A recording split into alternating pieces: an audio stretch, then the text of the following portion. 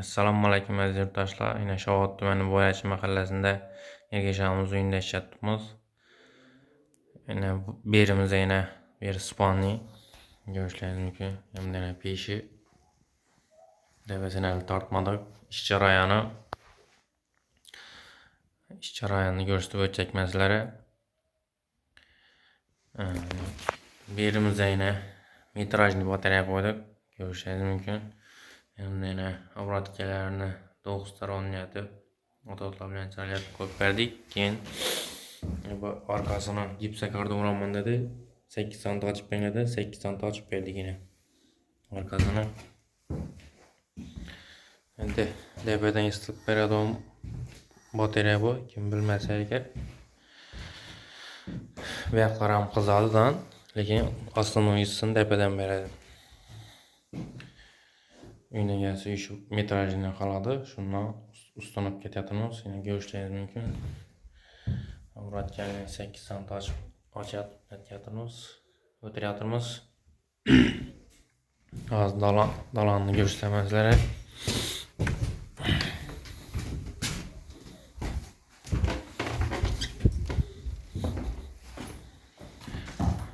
Dalanda obratkamiz yine shunda soz kesilib pontini o'tkadir, xudo xolasa.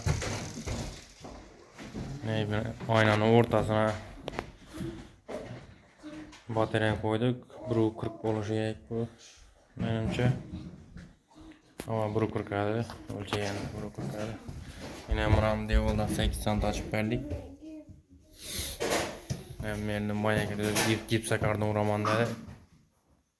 Konditsionerdan ham o'shib o'tirganlar. Eski turba shundan ketibine şaxta oynanib, ibera bir batarya eshikdan kirgan ibaqadan bir batarya qo'yatimiz xudo xolasa.